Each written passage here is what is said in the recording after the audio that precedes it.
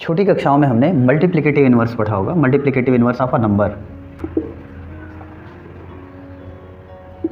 Inverse. और उसमें हम क्या करते थे, कोई नंबर लेते थे, जैसे मान लो आप 4/5 ऐसा, और उसका मल्टीप्लिकेटिव इन्वर्स करते वक्त लिखते थे कि multiplicative inverse of 4/5 is equal to 5/4। हम इसको पलट देते थे, ठीक है। और ये चेक करने के लिए कि ये सही है या नहीं है, इसकी जांच करने के लिए हम 4/5 यानी उस नंबर और उसके मल्टीप्लिकेटिव इन्वर्स वाले नंबर का मल्टीप्लाई कर देते थे। अगर प्रोडक्ट 1 आ जाता था, या अगर प्रोडक्ट 1 आ जाता है, तो हम ये कहेंगे कि ये इसका मल्टीप्लिकेटिव इन्वर्स है, या ये इसका मल्टीप्लिकेटिव, यानी ये दोनों एक दूसरे के मल्टीप्लिकेटिव इन्वर्स हैं। तो इस तथ्य का यूज हम यहाँ आव्यूह में भी करेंगे, ठीक है। आव्यूह का जो इन्वर्स निकालेंगे, इन्वर्स मैट्रिक्स जो निकालेंगे, वहाँ भी हम ऐसा ही करेंगे। यानी कि हम इस तथ्य का यूज करके ये कह सकते हैं कि कोई अगर मैट्रिक्स ए है और दूसरा मैट्रिक्स बी है, अगर इन दोनों का मल्टीप्लाई करें तो is equal to identity matrix आएगा, ठीक है। आइडेंटिटी मैट्रिक्स वैसे ही काम करता है जैसे किसी संख्याओं में जैसे एक काम करता है, ठीक है। यानी आइडेंटिटी मैट्रिक्स एक ऐसा मैट्रिक्स है जिससे किसी मैट्रिक्स का मल्टीप्लाई कर दें तो उस मैट्रिक्स के वैल्यू में कोई चेंजिंग नहीं आएगा, तो उसी को कहते हैं आइडेंटिटी मैट्रिक्स, है ना। तो अगर ये दो मैट्रिक्स हैं जिनमें ए का इन्वर्स मैट्रिक्स बी है या इन्वर्टिबल मैट्रिक्स बी है, तो ए और बी का मल्टीप्लाई करें तो आई होगा, यानी कि आइडेंटिटी मैट्रिक्स होगा, आइडेंटिटी मैट्रिक्स होगा। अगर b का इन्वर्स a है तब भी ऐसा ही होगा, इन दोनों का मल्टीप्लाई करेंगे तो ऐसे ही आएगा। और कमाल की बात यहाँ ये है कि आप a इंटू बी करें या b इंटू ए करें, यानी b इंटू ए करें फिर भी आई आएगा, यानी आइडेंटिटी मैट्रिक्स आएगा, और a इंटू बी करें तब भी आएगा। यानी इस एक इन्वर्टिबल मैट्रिक्सों को अगर आपस में मल्टीप्लाई करें तो यहाँ कम्युनिकेशन लॉ ऑबे होता है, कम्युनिकेशन लॉ को ये फॉलो करते हैं, अन्यथा किसी और मैट्रिक्स के लिए ऐसा नहीं होता है, ठीक है। तो a इंटू बी करे या b इंटू ए करे, अगर ये दोनों एक दूसरे के इन्वर्टिबल हैं तो इन दोनों का जो प्रोडक्ट होगा वो सेम ही आएगा, और जो सेम प्रोडक्ट जो आएगा वो प्रोडक्ट आइडेंटिटी मैट्रिक्स होगा, ठीक है। आइडेंटिटी मैट्रिक्स के बारे में पढ़ चुके हैं। अगर आप 2 इंटू 2 ऑर्डर का आइडेंटिटी मैट्रिक्स करना चाहते हैं तो 1 0 0 1 यानी डायगोनल 1 रहेगा। 3 का करना चाहते हैं तो 1 0 0 0 1 0 0 0 1, मतलब डायगोनल एक होना चाहिए। ऐसा स्क्वायर मैट्रिक्स जिसका डायगोनल एक हो वो आइडेंटिटी मैट्रिक्स कहलाता है। ये इंट्रोडक्शन वीडियो में हम आपको बता चुके हैं, अगर आपने नहीं देखा वो हमारा वीडियो तो आप वहाँ जाके देख सकते हैं। तो अभी हमने जाना कि इन्वर्टिबल मैट्रिक्स क्या होता है, और इन्वर्टिबल मैट्रिक्स किसी मैट्रिक्स का इन्वर्टिबल मैट्रिक्स से मल्टीप्लाई करें तो उनका जो उनसे मिलने वाला जो मैट्रिक्स होगा वो आइडेंटिटी मैट्रिक्स होगा। अभी इसको हम एक एग्जाम्पल लेके समझ भी लेते हैं। जैसे मान लीजिए कि आपके दो मैट्रिक्स हैं A 2 3 1 2 और मैट्रिक्स B है, उसके एलिमेंट हैं 2 -3 -1 2। ये दो मैट्रिक्स हैं और इन मैट्रिक्सों को हमने ऐसे लिया हुआ है कि इसका इन्वर्स मैट्रिक्स ये है, या यूँ कह लीजिए इसका इन्वर्स ये है, दोनों एक दूसरे के इन्वर्स मैट्रिक्स हैं। तो जो अभी हमने कॉन्सेप्ट आपको बताया उस कॉन्सेप्ट के अनुसार A इंटू अगर B करें तो आइडेंटिटी मैट्रिक्स मिल जाने वाला है। तो लिख लेते हैं 2 3 1 2 इंटू 2 -3 -1 2, मल्टीप्लाई कर लेते हैं। 2 का मल्टीप्लाई 2 से 4 हुआ, प्लस 3 का मल्टीप्लाई -1 से -3 होगा। ये पहला एलिमेंट तैयार हो गया।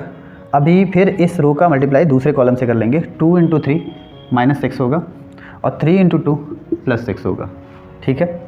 अभी दूसरी रो से इस कॉलम को मल्टीप्लाई कर लेते हैं। 2 1 2 और 2 1 2, ठीक है, -2 होगा। फिर इसका इससे मल्टीप्लाई करते हैं। 3 1 3 -3 और 2 2 4 +4। अभी आगे बढ़ते हैं, इनको ऐड करेंगे 1 होगा, क्योंकि ये माइनस में प्लस माइनस माइनस हो जाएगा। 4 से 3 सब्ट्रैक्ट करेंगे 1 होगा। 6 से 6 कैंसिल हो जाएगा, यहाँ 0 हो जाएगा। 2 से -2 कैंसिल होगा, 0 होगा। -3 + 4 +1 आएगा, सब्ट्रैक्ट हो जाएगा। आप देख रहे हैं आइडेंटिटी मैट्रिक्स आया। अभी यही काम हम B इंटू ए करके कर लेते हैं, क्योंकि मैंने बताया ये दोनों एक दूसरे के इन्वर्टिबल है। ये दोनों एक दूसरे के क्या है, इन्वर्टिबल मैट्रिक्स हैं, मैट्रिसेस हैं। तो इनको मल्टीप्लाई क्रम चेंज करके भी, यानी कम्युनिकेशन करके भी कर लिया जाए। 2 -3 -1 2 इंटू 2 3 1 2 कर लेते हैं मल्टीप्लाई। इनका इनसे मल्टीप्लाई करेंगे 4 होगा, प्लस 3 1 जार -3 होगा, फिर इसका इससे मल्टीप्लाई करते हैं 6 होगा और यहाँ -6 हो जाएगा, फिर इसका इससे मल्टीप्लाई करते हैं -2 होगा और इसका इससे मल्टीप्लाई कर देते हैं +2 होगा, फिर इसका इससे मल्टीप्लाई करते हैं -3 होगा और इसका इससे मल्टीप्लाई कर देते हैं +4 होगा। अभी इनको ऐड या सब्ट्रैक्ट जो भी करना है अकॉर्डिंग टू साइन हम वो कर लेंगे। तो कर लेते हैं। 4 से 3 सब्ट्रैक्ट होगा 1, 6 - 6 = 0, 2 - 2 मतलब -2 + 2 0 और -3 + 4 1 होगा। आप देख रहे हैं दोनों आइडेंटिटी मैट्रिक्स है। इस तरह से हम ये कह सकते हैं कि A × B = B × A = I। ये फैक्ट हमने लिख लिया, ठीक है। अभी इस फैक्ट को एक दूसरे तरह से भी लिख सकते हैं। कैसे लिखा जा सकता है? तो अभी हमने जान लिया A × B = B × A = I। ये कब संभव है? जब ये दोनों एक दूसरे के क्या हों, इन्वर्टिबल मैट्रिसेस हों, ठीक है। ये दोनों एक दूसरे के इन्वर्टिबल मैट्रिसेस हो, या ये यूँ कह लीजिए कि A B का इन्वर्टिबल मैट्रिक्स हो और B A का इन्वर्टिबल मैट्रिक्स हो, तभी इन दोनों का मल्टीप्लिकेशन आइडेंटिटी मैट्रिक्स के इक्वल होगा, अन्यथा ऐसा संभव नहीं है, ठीक है। तो ये हो गया व्युत्क्रमणीय अवयव, ठीक है। इस फैक्ट को एक तरह से और हम शो कर सकते हैं। कैसे? अब A B = अगर हम I लेते हैं तो A = I/B कर लेंगे, मल्टीप्लाई में है, डिवाइड में जाएगा, इधर जाएगा दूसरी तरफ। तो या A = इसका वैल्यू 1 होता है, आपको पता है। तो 1/ मतलब ये मैट्रिक्सों में 1 है, मैट्रिक्स के लिए ये कितना दिखाता है 1, है ना। तो 1/B को हम लिख सकते हैं B इन्वर्स, यानी A = B इन्वर्स। ऐसा ही इसके लिए भी कर सकते हैं। B = I/A, 1/A इसको मान करके और लिख सकते हैं B = A इन्वर्स। यानी इस फैक्ट को हम इस तरह से भी, यानी इस फैक्ट से हमने ये फैक्ट प्राप्त किया। यानी दो इन्वर्टिबल मैट्रिक्स को आपस में अगर इक्वल दिखाना हो तो एक को सीधा रख लेंगे और दूसरे को इन्वर्स के रूप में लिख लेंगे, तो दोनों इक्वल दिखा दिया। अभी हमने जाना कि किसी मैट्रिक्स का अगर कोई इन्वर्टिबल मैट्रिक्स हो या इन्वर्स मैट्रिक्स हो तो उस मैट्रिक्स से और उस इन्वर्स मैट्रिक्स का मल्टीप्लाई करें तो उससे आइडेंटिटी मैट्रिक्स प्राप्त होगा। उसमें हमने दो मैट्रिक्स लिया था, A और B। A B का इन्वर्स मैट्रिक्स था और B A का था। लेकिन अगर आपको कोई एक ही मैट्रिक्स दिया हुआ हो, जैसे मान लीजिए मैट्रिक्स A दिया हुआ हो जिसके एलिमेंट 1 2 2 -1 हो, ऐसा कोई मैट्रिक्स है और इसका इन्वर्स मैट्रिक्स नहीं दिया हुआ है, तो आप इसका इन्वर्स मैट्रिक्स कैसे फाइंड आउट करेंगे?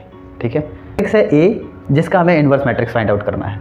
तो याद होगा आपको पिछले वीडियो में हमने एलिमेंट्री ऑपरेशंस हमने आपको बताया था, जिसमें 3 ऑपरेशंस हमने बताए थे, एलिमेंट्री 3 ऑपरेशन या ट्रांसफॉर्मेशन भी उसको कहते हैं। तो ट्रांसफॉर्मेशन हमने आपको बताए थे। उस ट्रांसफॉर्मेशन का यूज करके या उन तीनों ट्रांसफॉर्मेशनों को उचित जगह पे जहाँ जब जरूरत लगे उनका यूज करके किसी भी मैट्रिक्स का इन्वर्स मैट्रिक्स फाइंड आउट करेंगे। ठीक है, तो आइए एक मैट्रिक्स लेते हैं A 1 2 2 -1 और इसका इन्वर्स मैट्रिक्स फाइंड आउट करते हैं। इसके लिए हमें एक फैक्ट का यूज करना होगा, A = I × A। हम ये जानते हैं कि कोई नंबर 4 ले लें और हम चाहें तो उसमें 1 से मल्टीप्लाई यानी कि उसके तत्समक अवयव आइडेंटिटी एलिमेंट से मल्टीप्लाई करके हम इस तरह से उसको दिखा सकते हैं, यानी x = 1 × x, ये इक्वल होगा। अब आप ये जानते हैं 1 मैट्रिक्स में आइडेंटिटी मैट्रिक्स शो करता है, उसको शो करने के लिए आव्यूह में आइडेंटिटी मैट्रिक्स का यूज किया जाता है। तो हम लिख सकते हैं A = I × A, क्योंकि ये 1 है, इसका वैल्यू 1 होता है। 1 से A का मल्टीप्लाई करेंगे, यानी I से A का मल्टीप्लाई करेंगे तो फिर A ही आएगा। तो इस फैक्ट का यूज करके और फिर हम ये मैट्रिक्स को वहाँ रख लेंगे। ठीक है, इससे पहले याद रखना होगा कि इस मैट्रिक्स का आपको मैग्नीट्यूड फाइंड आउट कर लेना है। ठीक है, इस मैट्रिक्स का वैल्यू फाइंड आउट कर लेना है और वैल्यू फाइंड आउट करके देख लेना कहीं ये 0 तो नहीं है, क्योंकि आप ये जानते हैं कि 0 का अगर व्युत्क्रम किया जाए तो 1/0 हो जाएगा, जिसका वैल्यू कितना होगा? अनंत होगा। तो फिर अगर किसी मैट्रिक्स का वैल्यू 0 है तो उसका हम इन्वर्स मैट्रिक्स नहीं फाइंड आउट कर सकते हैं। तो इस चीज़ से बचने के लिए हम सबसे पहले इसका वैल्यू फाइंड आउट कर लेंगे। तो वैल्यू फाइंड आउट करने का तरीका है कि इसका इससे मल्टीप्लाई कर लेते हैं, क्रॉस मल्टीप्लिकेशन कर लेते हैं। तो इसका इससे मल्टीप्लाई कर लेंगे, -1 होगा और बीच में माइनस लिख देते हैं, मतलब घटाते हैं, और इसका इससे मल्टीप्लाई कर लेते हैं तो 2 2 = 4 होगा। अब इन दोनों को ऐड करेंगे तो -5 आ जाएगा। ठीक है, इससे पता चलता है, अब ये जो कि 0 के बराबर नहीं है, इससे पता चलता है कि ये इन्वर्टिबल है, मतलब इसका व्युत्क्रम, इस मैट्रिक्स का व्युत्क्रम फाइंड आउट किया जा सकता है। ठीक है। तो ये फैक्ट आप चेक कर लेंगे, ये फैक्ट चेक कर लेते हैं तो फिर आप किसी ऐसे मैट्रिक्स के चक्कर में नहीं पड़ेंगे जो जिसका वैल्यू 0 हो, और वैल्यू 0 होगा फिर आप इन्वर्स मैट्रिक्स फाइंड आउट करते ही रह जाएंगे, होगा ही नहीं, और आप समझेंगे कि मुझे से कहीं गलती हो रहा है, जबकि वो 0 मैट्रिक्स होगा और 0 मैट्रिक्स के हम इन्वर्स मैट्रिक्स को फाइंड आउट नहीं कर सकते हैं। तो हमने चेक कर लिया, वो काम कर लिया, हमने चेक कर लिया कि इसका वैल्यू 0 नहीं हो रहा है, 0 नहीं हो रहा है, इसका मतलब ये इन्वर्टिबल है, व्युत्क्रमणीय है। अब व्युत्क्रमणीय है तो ये फैक्ट यूज करेंगे और लिखेंगे a के जगह पे हम a के एलिमेंटों को लिख लेंगे 1 2 2 -1 ऐसा लिख लेंगे, इज इक्वल टू i का जो मैट्रिक्स होगा 1 0 0 1, मतलब ये आइडेंटिटी मैट्रिक्स हो गया, और इस a को ऐसे ही रहने देंगे, इसके जगह पे ये वैल्यू नहीं फाइंड आउट नहीं पुट करेंगे, ठीक है। अब आगे बढ़ते हैं और इस उद्देश्य के साथ कि ये जो आइडेंटिटी मैट्रिक्स है वो इधर हो जाए, मतलब इसके सारे एलिमेंट आइडेंटिटी मैट्रिक्स की तरह हो जाए, डायगोनल 1 हो जाए और बाकी सारे एलिमेंट क्या हो जाए, 0 हो जाए। और ध्यान रहे अभी हम 2 × 2 ऑर्डर वाले एक स्क्वायर मैट्रिक्स का हम inverse of matrix find out कर रहे हैं, मतलब इन्वर्स फाइंड आउट कर रहे हैं, ठीक है। इसके बाद हम 3 × 3 का भी करेंगे, फिलहाल अभी 2 × 2 का कर लेते हैं। तो हमारा लक्ष्य क्या है कि यहाँ डायगोनल पे 1 हो जाए, एक जगह 1 है भी, यहाँ 1 नहीं है, बाकी सारे एलिमेंट ये 2 ही बच रहे हैं, तो ये 2 एलिमेंट 0 हो जाने चाहिए, ठीक है। और इसके लिए हम यूज करेंगे एलिमेंट्री ऑपरेशंस का, जो कि पिछले वीडियो में हम लोग पढ़ चुके हैं। अब आपका मैथमेटिकल कैलकुलेशन कितना बढ़िया है, ये सारा कैलकुलेशन आप इस पर आजमा सकते हैं, है ना। आपको लगता होगा कि हमारा मैथमेटिकल कैलकुलेशन बहुत अगर मजबूत है तो वो सारा इस पर आजमा लिया जाएगा, सबकी परीक्षा हो जाएगी, है ना। आइए करते हैं। अभी ये 1 है और इसको 0 करना है। इस रो में अभी हम रो चेंजिंग करके करेंगे, आप कॉलम भी चेंजिंग करके कर सकते हैं, लेकिन अगर आपने रो चुना है तो रो ही करेंगे, कॉलम चुना है तो कॉलम ही करेंगे। तो अगर इस पहले रो में अगर 2 से मल्टीप्लाई कर दें और पहले रो से दूसरे रो से पहले रो को घटा दें तो यहाँ 0 हो जाएगा। तो वही सोच के हम यहाँ प्रोग्राम कर लेते हैं कि हम R2 को चेंज करने वाले हैं, किस में चेंज करने वाले हैं, R2 - 2R1 में चेंज करने वाले हैं। ये तीसरा ऑपरेशन एलिमेंट्री ऑपरेशन है, तीसरे तरह का, 3 बताया था ना, उसमें तीसरे तरह का है ये, ठीक। ऐसा क्यों करेंगे, क्योंकि हमें यहाँ 0 लाना है, ठीक है। अब इसमें 2 से गुणा कर देंगे और इससे इसको घटाएंगे तो यहाँ 0 आ ही जाएगा, 2 ऋण 2 0 हो जाएगा। तो ऐसा लिख लेंगे और लिखेंगे या 1 को तो हमें चेंज करना नहीं है, R1 को ऐसे ही रह देंगे, 2 को चेंज करना है, इसमें 2 से मल्टीप्लाई करना है और इससे इसको घटाना है, करस्पॉन्डिंग एलिमेंट को घटाना है, तो 2 से 2 सब्ट्रैक्ट होगा तो यहाँ 0 होगा। अभी यहाँ 2 से जब मल्टीप्लाई करेंगे तो कितना हो जाएगा, 4 हो जाएगा, और 4 पहले से है, अब उसमें से -1 को क्या करना है, घटाना है, यानी R2 माइनस क्या करना है, 2R1 करना है ना। तो घटाएंगे तो दोनों माइनस माइनस है, तो घटने की बजाय क्या हो जाएगा, यहाँ -5 हो जाएगा, जुड़ जाएगा, ठीक है, -5 होगा। अब एक साइड तो हम ऐसा कर लिए, दूसरे साइड भी हमें ऐसा करना होगा, क्योंकि ये एक इक्वेशन हमने बना लिया होगा। आपको पता है, मैंने उस वीडियो में भी बताया था कि कोई भी संक्रिया करते हैं इक्वेशन में तो दोनों तरफ ही करते हैं, तभी बैलेंस बराबर रहेगा। तो जो प्रोसेस हमने इधर किया वही प्रोसेस हम यहाँ भी करेंगे। तो इसके साथ कर लेते हैं, यहाँ पहले रो को तो चेंज करना नहीं है, इधर भी दूसरी रो को चेंज करेंगे। अब इसमें 2 का गुणा करके इसमें से इतना घटाएंगे तो -2 हो जाएगा, 0 -2 हो जाएगा, और यहाँ आप 2 से गुणा भी कर देंगे, 1 से घटाएंगे तो 1 ही रह जाएगा, क्योंकि 1 में से 0 तो घटेगा नहीं, 1 ही रह जाएगा, और घटेगा भी तो कोई फ़र्क नहीं पड़ने वाला है, इनटू a होगा, ठीक है।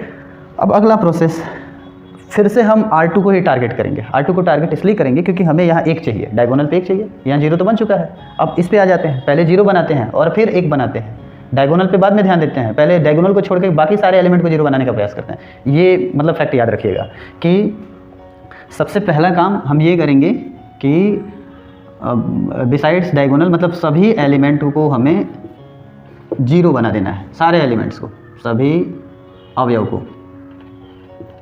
टारगेट ये है। दूसरा टारगेट ये है कि डायगोनल को, यानी विकर्णी अवयवों को 1 बनाना है, ठीक है। ये नहीं कि पहले विकर्णी अवयव को 1 बनाने लग गए, 1 बनाने लग जाएंगे तो फिर बाकी एलिमेंट 0 बनाना मुश्किल हो जाएगा, ठीक है।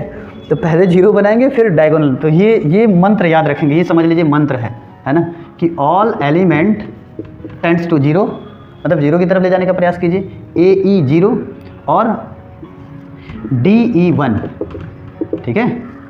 DE 1 मतलब डायगोनल एलिमेंट को क्या करेंगे, 1 करेंगे। तो सबसे पहला काम हमने वही किया, यहाँ 0 बनाया, ठीक है, और डायगोनल वाले को भी हमने छोड़ दिया हुआ है।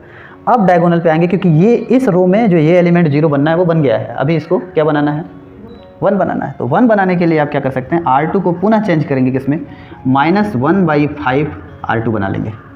ये आपका पहला दूसरा नियम है, दूसरा एलिमेंट्री ऑपरेशन है। उसमें आपको याद होगा कि मैंने बताया था RI change into K into RI, मतलब किसी स्केलर से मल्टीप्लाई करा देंगे। तो यहाँ 5 1 कैसे बनेगा, जब 5 से डिवाइड करेंगे या 1/5 से क्या करेंगे, मल्टीप्लाई करेंगे, ताकि 1 बन जाएगा। अब चूंकि यहाँ माइनस है तो आपको यहाँ भी माइनस लेना पड़ेगा, ताकि माइनस माइनस क्या हो जाए, प्लस हो जाए। तो इसलिए हमने ये प्रोग्राम किया है। मायने ये प्रोग्राम ही रखता है, आप कैसे प्रोग्राम करते हैं। तो 1 2 इसमें तो कोई चेंज नहीं करना है, R2 में चेंज करना है। इसमें आप 1/2 नहीं, हज़ारों से गुणा कर लीजिए, 1/5 नहीं, हज़ारों से गुणा कर लीजिए। ये 0 का 0 ही रहने वाला है। तो अभी पता चला, इसको अगर 0 ना बनाए होते तो फिर क्या होता, ये भी 1/5 हो जाता, या 1/5 के गुणज में हो जाता। अभी इसका मल्टीप्लाई कर देंगे -1/5 से, तो 1 हो जाएगा। ठीक है, आगे अब इस पर वही काम करेंगे, 1 0, इसका मल्टीप्लाई करा लेंगे, माइनस माइनस क्या हो जाएगा, प्लस, और 2 से 1/5 को मल्टीप्लाई करेंगे तो 2/5। यहाँ देखा आपने, 0 नहीं था तो ये 2/5 हो गया, यानी कि 1/5 के मल्टीप्लाइज हो गया। ठीक है, अभी यहाँ इससे मल्टीप्लाई करेंगे तो -1/5 होगा, क्योंकि 1 से मल्टीप्लाई करते हैं किसी भी नंबर का तो उतना ही रहता है जितना उस नंबर से, जिस नंबर से मल्टीप्लाई करते हैं। तो ये हो गया, अभी यहाँ तक पहुँच गया। तो दूसरा रो तो हम कंप्लीट कर चुके हैं। अब पहले रो पे आते हैं। पहले रो के साथ क्या किया जाए, तो पहले रो में मुझे ये दिख रहा है कि अगर हम दूसरे रो में 2 से गुणा कर दें, दूसरे रो में कैसे गुणा कर दें, 2 से, और पहले रो से दूसरे रो को घटा दें, पहले रो से दूसरे रो को घटा दें, तो ये होगा कि यहाँ 2 से गुणा हो जाएगा, तो 2 में से 2 घटेगा तो 0 यहाँ हो जाएगा। ठीक है, और यहाँ 2 से गुणा भी होगा तो कोई फर्क नहीं पड़ेगा, और 1 में से 0 घटेगा तो 1 भी हो जाएगा, यानी डायगोनल 1 भी रह जाएगा और यहाँ कोई फर्क भी नहीं पड़ने वाला है। तो हम ये लिखेंगे अगला प्रोग्राम कि R1 को चेंज कर रहे हैं इस बार, किसमें, R1 - 2R2 में। ठीक है, ऐसा कर रहे हैं। तो कर लेते हैं, इसमें 2 से गुणा कर लेंगे, दूसरे वाले रो में मल्टीप्लाई मन कर लेंगे, और इससे इसको सब्ट्रैक्ट करके और यहाँ 1 लिख लेंगे। अभी यहाँ 2 से गुणा करेंगे तो 2 में से 2 घटेगा तो कितना आ जाएगा, 0 हो जाएगा। ध्यान रहे, हम R2 में कोई छेड़छाड़ नहीं करेंगे, भले मल्टीप्लाई करके और सब्ट्रैक्ट कर लेंगे, लेकिन चेंजिंग सारा किस में करेंगे, R1 में, क्योंकि हमने यहाँ लिखा हुआ है कि R1 में हम चेंज करने वाले हैं, मदद ले रहे हैं R2 का, लेकिन इसमें कोई चेंजिंग नहीं करेंगे। अब ये नहीं कि यहाँ 2 से मल्टीप्लाई मैंने लिख दिया तो 2 से मल्टीप्लाई करके आप लिख दें, ऐसा नहीं करेंगे। ठीक है, अगर आप लोग बेसिक एलिमेंट्री ऑपरेशन सीखे होंगे तो फिर आप ये गलती तो कदापि नहीं करेंगे, लेकिन यदि वो वीडियो आप ना देखे हों तो यहाँ समझने के लिए मैं बता दे रहा हूँ। तो अभी यहाँ 0 हो गया, और ये एलिमेंट तो ऐसे का ऐसे ही रह गया, इसके सारे एलिमेंट R2 के, यहाँ भी वही करना होगा हमें। अभी यहाँ हमें क्या करना है ना, मैथमेटिक्स कैलकुलेशन आपका कितना तगड़ा है इससे पता चल जाएगा। तो आपको क्या करना है, R1 से घटाना है क्या, R2 × 2, तो 1 2 2 4 होगा, बाई 1 करके कर लेंगे। अब 5 1 5, 5 में से 4 सब्ट्रैक्ट हुआ, कितना होगा, 1 बाई कितना हो जाएगा, 5, यानी ये पहला जो एलिमेंट होगा वो कितना प्राप्त हो जाएगा, 1/5। अभी दूसरे के लिए, अभी आप इससे मल्टीप्लाई करें 2 का तो 2/5 होगा, -2/5, और 0 से -2/5 सब्ट्रैक्ट करें, -2/5, माइनस माइनस क्या हो जाएगा, प्लस, और 0 का मतलब कुछ नहीं, बस छोड़ देंगे, तो यहाँ हो जाएगा 2/5। दूसरा जो R2 है, दूसरा रो ऐसे ही जैसे है वैसे ही लिख देंगे, इसमें कोई चेंजिंग किए बिना।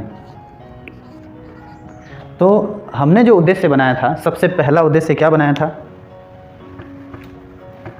इसको करते वक्त पहला उद्देश्य ये बनाया था कि हमें लेफ्ट हैंड साइड को आइडेंटिटी, यानी कि LI, लेफ्ट हैंड साइड को आइडेंटिटी मैट्रिक्स में कन्वर्ट कर देना था। लेफ्ट हैंड साइड वाले मैट्रिक्स को हमने आइडेंटिटी मैट्रिक्स में कन्वर्ट कर लिया, और इसको करने के लिए हमने क्या किया था कि सभी एलिमेंटों को पहले 0 बनाया। ठीक है, किसी भी रो के सारे एलिमेंटों को क्या बनाया, 0 बनाया, किसके सिवाय, डायगोनल एलिमेंट को छोड़ करके। और दूसरा काम इसमें हमने किया, डायगोनल एलिमेंट को क्या बनाया, 1 बनाया। ये मंत्र है, समझ लीजिए, ये 2 मंत्र हैं। ठीक है, वो उसके अकॉर्डिंग हमने सारा काम कर लिया हुआ है। अभी इसका मतलब I लिखा जा सकता है, और इसको इधर ट्रांसपोज करें तो A इन्वर्स हो जाएगा, या यूँ कह लीजिए, जैसा कि मैंने अभी थोड़ी देर पहले ही बताया आपको कि ये I हो जाएगा, और बाई A, ये इधर मल्टीप्लाई में इधर आएगा तो बाई में होगा, by A is equal to कितना हो जाएगा, 1/5, 2/5, 2/5 -1/5। ठीक है, ये इधर रह गया। अभी I/A को कितना लिख सकते हैं, A इन्वर्स। अभी हमने इसी वीडियो में अभी हमने चर्चा किया था, जब हम इन्वर्टिबल मैट्रिक्स सॉल्व कर रहे थे, इन्वर्टिबल मैट्रिक्स के बारे कॉन्सेप्ट को जान रहे थे, उसी समय मैंने ये आपको बताया था, इतने को इतना लिखा जा सकता है, इज इक्वल टू 1/5, 2/5, 2/5 -1/5। तो एटलीस्ट हमने inverse matrix of A, inverse matrix of A find out कर लिया हुआ है। और मुझे लगता है आपको समझ में भी आया होगा ये, है ना, कि नहीं समझ में आया। अब इसके बाद हम 3 इंटू 3 ऑर्डर का मैट्रिक्स लेंगे और उसका इन्वर्स मैट्रिक्स फाइंड आउट करेंगे। तो अभी हमने 2 इंटू 2 ऑर्डर का एक मैट्रिक्स लिया और 2 इंटू 2 के मैट्रिक्स को लेकर के हमने उसका इन्वर्स मैट्रिक्स फाइंड आउट किया, ठीक है। अभी वीडियो मैंने देखा काफ़ी लंबा हो रहा है, तो इसकी वजह से 3 इंटू 3 का जो मैट्रिक्स है वो अगले वीडियो में हम आपको सॉल्व करके बताएंगे। तब तक ये वीडियो देखने के लिए धन्यवाद और मिलते हैं अगले वीडियो में।